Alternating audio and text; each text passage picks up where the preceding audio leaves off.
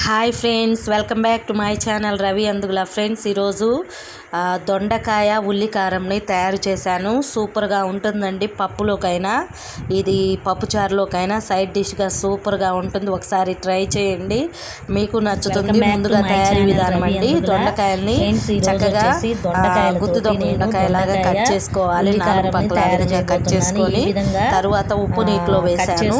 Friends, oil కాగాక మనము ఆయిల్లో ఈ దొండకాయల్ని వేయించుకోవాలి. కారం కోసం వచ్చేసి ఉల్లిపాయలు ఒక 2 పెద్దవి తీసుకున్నానండి. అలాగే కొంచెం కారం జీలకర్ర వేసి గ్రైండ్ చేసుకుంటాను, మిక్సీ పడతాను. కారం కొంచెం మిక్సీ జార్లోకి ఉల్లిపాయలు, కారం, జీలకర్ర వేసి గ్రైండ్ చేశాను. తర్వాత ఆయిల్ని కాగనిచ్చి మనము దొండకాయలు కాయ వేసేయాలండి. ఆయిల్లో కొంచెం ఆయిల్ ఎక్కువగా పడుతుంది, ఎందుకంటే కాయ అంతా కూడా ఆయిల్లో మగ్గాలి కదా ఫ్రెండ్స్. అందుకని చెప్పేసి ఆయిల్ కొంచెం ఎక్కువగానే పడుతుంది.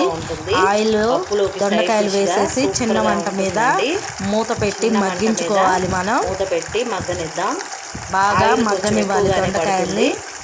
ఫ్రెండ్స్, దొండకాయలు చక్కగా చూసారా, నూనెలో మగ్గుతూ ఉన్నాయి దొండకాయలు. ఇప్పుడు కొంచెం పసుపు వేద్దాం. తర్వాత మనము పసుపు కొంచెం వేసుకోవాలండి. పసుపు వేసుకొని మరి కొంచెం సేపు మగ్గించుకోవాలి. మూత పెట్టేసి యాడ్ చేసాం కదా, బాగా మగ్గాక కారంని యాడ్ చేసుకొని కరివేపాకుతో తీసుకుంటే చాలా బాగుంటుంది గుత్తి దొండకాయ ఉల్లి కారం. ఫ్రెండ్స్, ఇప్పుడు చూద్దాము ఎంతవరకు వచ్చిందని.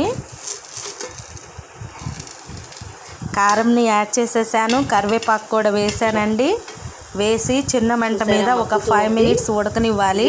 ఆ దొండకాయలోకి కారం అంతా పోయి చక్కగా బాగుంటుంది. మగ్గితే 5 మినిట్స్ ఉండి సర్వ్ చేసుకుందాం. మగ్గిన తర్వాత మనము గిన్నెలోకి తీసుకొని సర్వ్ చేసుకుంటే సూపర్ అండ్ టేస్టీగా ఉండే దొండకాయ ఉల్లి కారం రెడీ అవుతుంది. పప్పుచారులో కానీ పప్పులో కానీ బాగుంటుంది.